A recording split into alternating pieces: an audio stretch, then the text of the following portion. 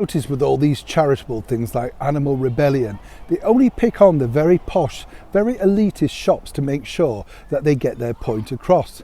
Why is that though? And more importantly, how damaging is this to the brand? Hi, good morning, Neil Sean here in the very heart of London. Nice to have your company today, and as ever, thank you so much for joining me. I wanted to highlight this particular story because recently at one of our favourite stores here in London, Fortnum & Masons, it is a favoured store of our late monarch and still favoured by many of the senior royals. It's the sort of place that you go in and you can't necessarily afford, but you like looking at the expensive jams, the pots of teas and stuff like that. And also if you're a tourist, you want to buy something from there because the bag, a little bit like Harrods, is world renowned. Everybody knows you've been in Fortnum & Masons. It's that sort of place. But earlier this week, this was the scene at Fortnum & Masons when the Animal Rebellion people decided to go in, make a stand and pour brand new fresh milk all over the products, all over the famous red carpet, and then storm out. It was these two loonies, these particular individuals, that decided to do this. But of course, what always happens with these people, and I just want to point this out so people understand this, they don't stand there and wait to be arrested. Oh no, they just march out the store. Now, a lot of people are asking me, why do people not tackle them? Why do they not stop them?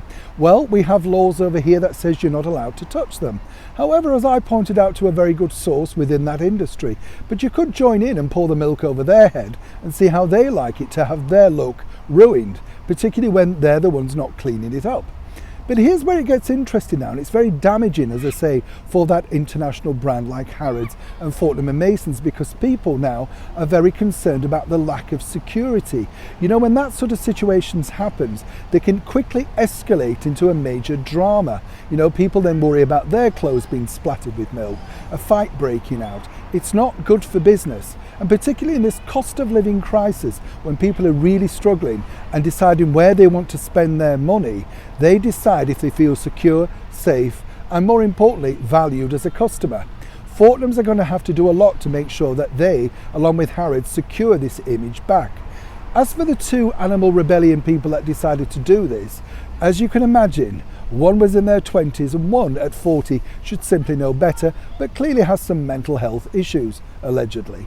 They wanted to be on camera to allegedly say that this was the problem that they wanted to highlight. But really, throwing away perfectly good milk in a situation when that could have gone to schools, the elderly, or indeed have been bought by the many shoppers, does seem rather ludicrous.